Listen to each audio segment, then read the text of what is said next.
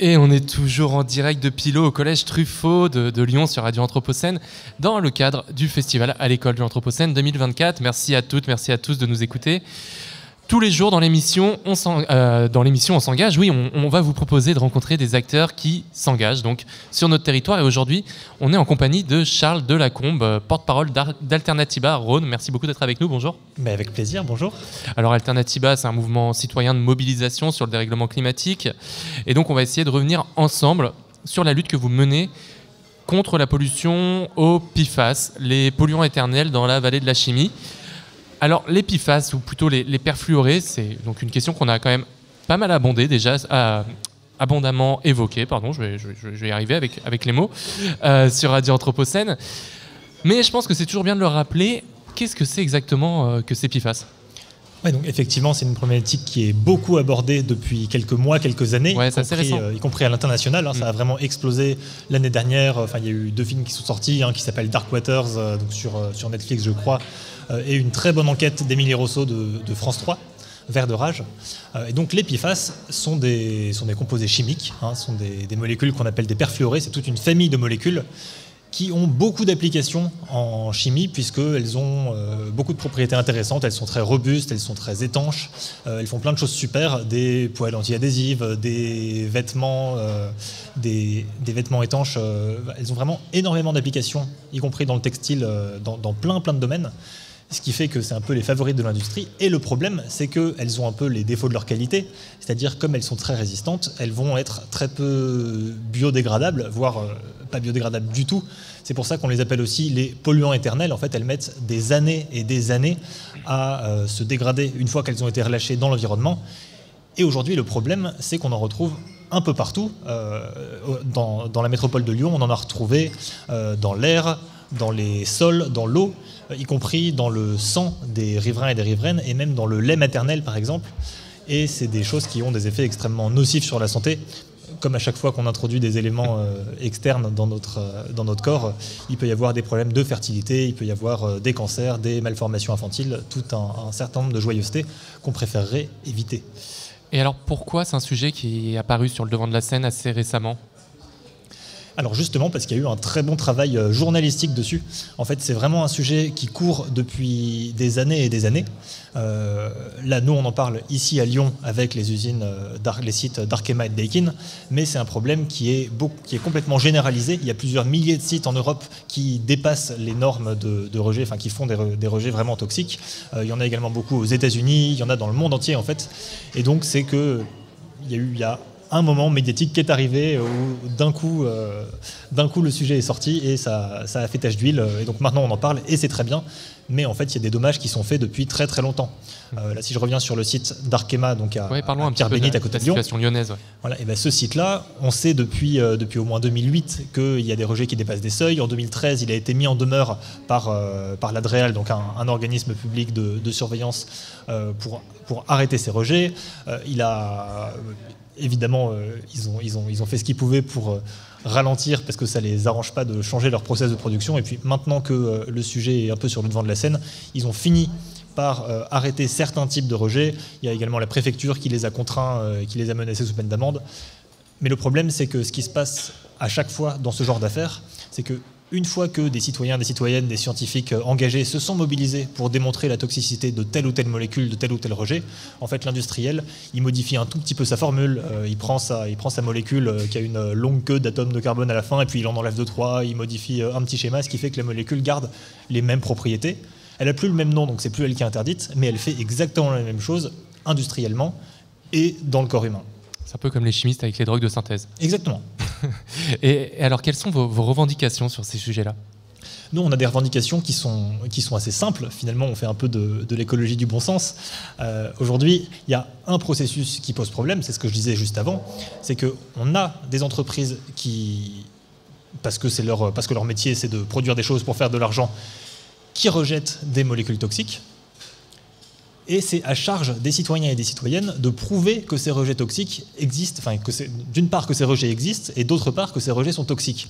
Et donc nous, ce qu'on demande, c'est une inversion de ce processus, c'est d'appliquer simplement le principe de vigilance. Donc c'est qu'au lieu qu'une entreprise d'abord mette sur le marché des produits, et qu'ensuite on constate que, oh mince, ce produit qui était exactement comme celui d'avant est également toxique pour le corps humain, sapristi. Non, c'est que l'entreprise soit tenue de vérifier en amont la toxicité des produits, et donc s'ils sont toxiques, soit de ne pas les mettre sur le marché et de trouver d'autres solutions, soit de prendre des réelles mesures pour pas qu'il y ait des rejets comme il y en a actuellement et dans de multiples cas. Donc ça, c'est la première chose, c'est cette inversion, l'application du principe de vigilance. Maintenant, la deuxième chose, c'est qu'aujourd'hui, il y a un préjudice qui est déjà causé. En revanche, c'est compliqué d'en analyser l'ampleur.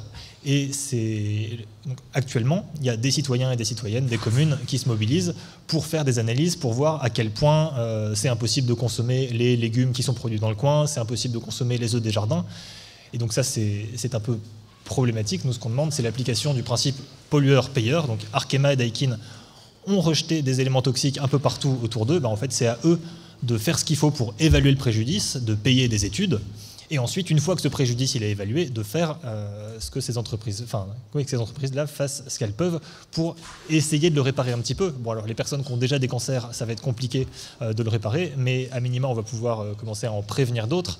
Voilà, la situation est quand même assez compliquée. Je ne sais pas si vous imaginez ce que c'est de vivre à un endroit et simplement parce que il y a à côté de vous un site chimique qui est implanté depuis longtemps, en plus on est bien content qu'il soit là, il fait des emplois, bref, et puis du jour au lendemain on vous dit ok, les légumes de votre jardin en fait vous ne pouvez plus les consommer, c'est dangereux pour la santé, les œufs de vos poules là vous ne pouvez plus les consommer non plus, c'est dangereux, et puis même un jour vous faites des prélèvements vous êtes enceinte, vous êtes une mère, vous faites des prélèvements dans votre lait, vous constatez qu'il y a des PFAS dedans aussi. Voilà. Et est-ce qu'il y a des évolutions justement d'un point de vue juridique sur ces questions-là? Est-ce que ça va dans le bon sens ou est-ce que c'est vraiment un sujet qui n'est pas assez traité ou trop peu traité? Alors pour l'instant ça ne l'est pas, il y a des choses qui sont dans les tuyaux. L'État a évidemment été saisi à de multiples reprises sur le sujet. Il y a une mission parlementaire, mais c'est un peu compliqué. Elle a été ralentie par le député Cyril Isaac-Sibyl, qui en est responsable pour ne pas légiférer avant 2026-2027. Il y a une proposition du groupe EELV qui arrive bientôt à l'Assemblée début avril, pendant leur niche parlementaire. Et surtout, en fait, c'est au niveau, comme je disais, c'est un problème qui est international, ça c'est quelque chose qui pourrait être traité au niveau du droit européen. Et donc là, il y a une échéance qui arrive bientôt, début juin, les élections européennes. Et il va y avoir des candidats et des candidates qui portent des propositions là-dessus. Il va y en avoir qui s'en foutent. Maintenant, aux citoyennes et aux citoyens de faire le choix. Alors moi, j'ai une question peut-être un tout petit peu plus personnelle. C'est que c'est un sujet hyper technique. Oui. Donc vous, en tant qu'individu, comment est-ce que vous êtes formé pour comprendre tous ces mécanismes-là ? Eh ben, on travaille beaucoup.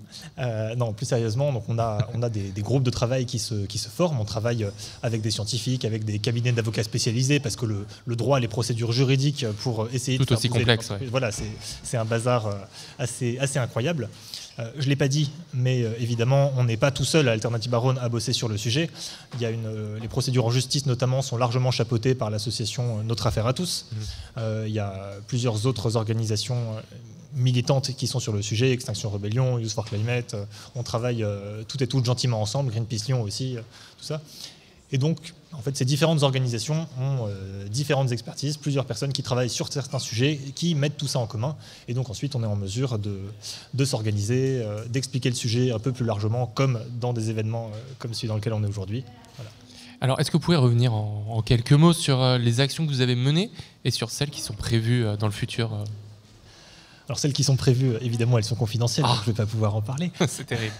Non, mais qu'est-ce qu'on a fait jusqu'ici? Alors, il y a une procédure en justice donc, qui est en cours depuis mai dernier. Actuellement, on va aller en cassation, parce que ça s'est mal passé jusqu'ici, mais on ne laisse pas tomber.